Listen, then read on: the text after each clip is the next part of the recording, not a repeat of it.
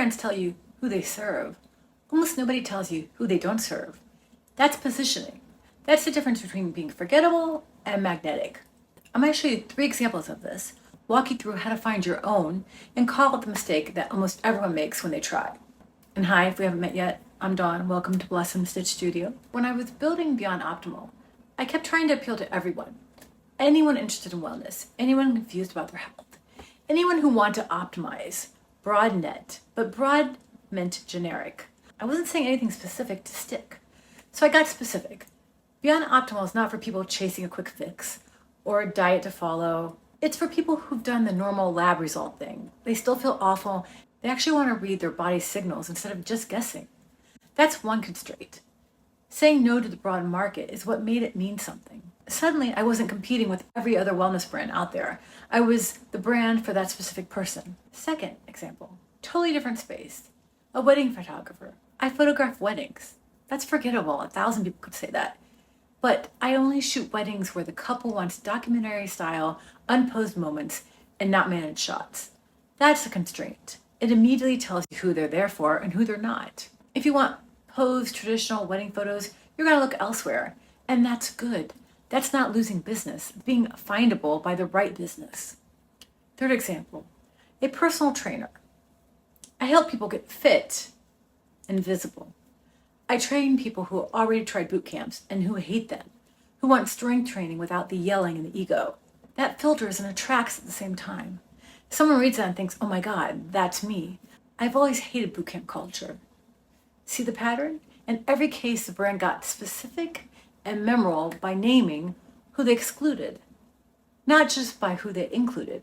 Here's why this works. When you try to serve everyone, you sound safe and you serve no one, right? You've heard that before. But you become invisible.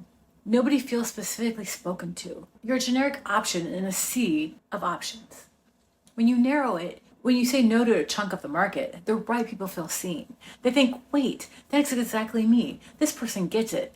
And here's the thing. The people you exclude, they were never going to hire you anyways.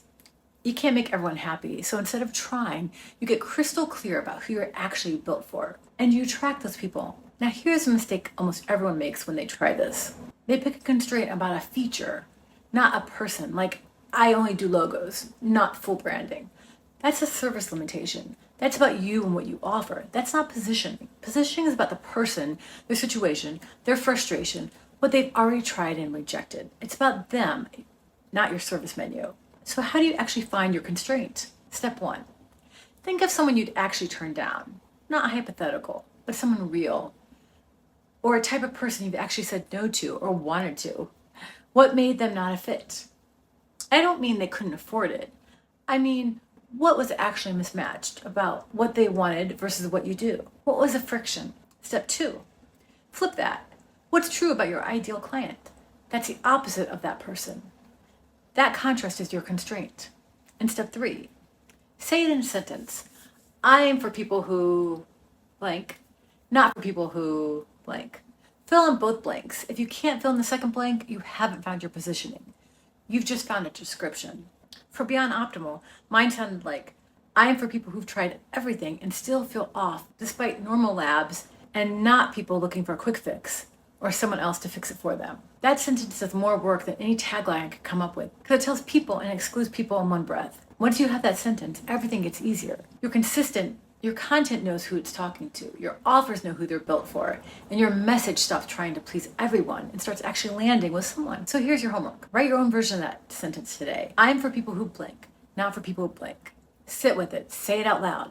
If it feels too safe, if it feels too broad, and if your second blank describes a service, not a person, go back and try it again. Positioning isn't about being smaller. It's about being findable by the right people instead of invisible to everyone. Get that sentence right, and the rest of your brand finally has someone to stand. And if you need help with any of this, I'll leave a link below, and I'll see you in the next one.